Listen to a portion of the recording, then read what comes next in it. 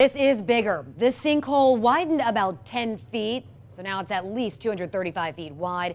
The sinkhole in Land Lakes destroyed 2 homes, and for now, Pasco County investigators say the movement has slowed. 10 News reporter Shannon Valladolid is live in Land Lakes, and Shannon, neighbors are still really worried about this. That's right, Courtney. Homeowners living near the sinkhole, especially the ones living right next to it, are frustrated, as you can imagine. So the sinkhole is dormant, so it's not getting any deeper, but the sand is dry, so that's causing the hole to widen. So that could mean for some homeowners, no electricity for the next week, and also no word on when they can return home. It wasn't the news Emily Geldba expected to hear. The sinkhole is expanding. It's overwhelming, you know. The sinkhole remains dormant. That's the good news.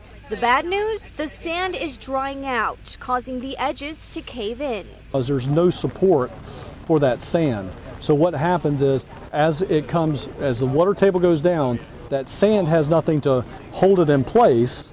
So now that sand starts to fall out, which causes the grass and the topsoil to then fall out and collapse. The sinkhole was initially 225 feet across and 50 feet deep.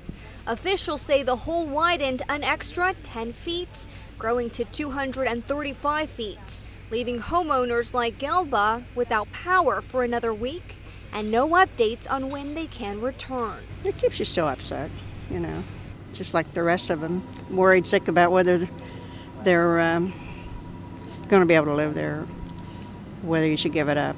Right now, the edges are at a 90-degree angle. The plan now is to make them into a 45-degree slope. Officials are going to need a lot of dirt to keep the hole from widening anymore.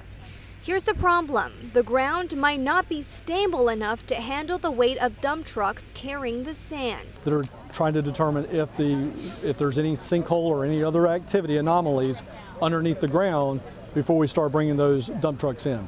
Once we get to that point and we can verify that the roadway is the integrity of the roadway and the easements, then we'll start bringing that dirt in. After 14 years of living in her home, Gelba isn't sure she can continue to call it that, her home, knowing this happened feet away. I'd be leery. I might not have any choice. I don't know. I have to wait and see. For now, all officials can do is monitor the hole until it's deemed safe for workers. The county is hopeful they can start bringing in that dirt over the weekend. Right now, they have experts on scene trying to determine if the road is safe enough for workers to even be here. They also say once the dirt is in, they can start the cleanup process. So once they stabilize that hole with the dirt, they can start getting all those contaminants out of that sinkhole. We're live in Land Lakes. Shannon Valladolid, 10 News. Do we need to worry about additional rain in that area? Because that sand's got to go somewhere. Yeah, well, right now, that thing filled up with water very quickly. Right. So the sand was pushed up against with the water. When the water drains, there's nothing holding it. So you're going to get that to happen as the water falls. And that's good news because we're actually getting closer to being able to fix this thing. Right. When the rain comes in, there'll be some minor erosion around the edge just from the rain going in.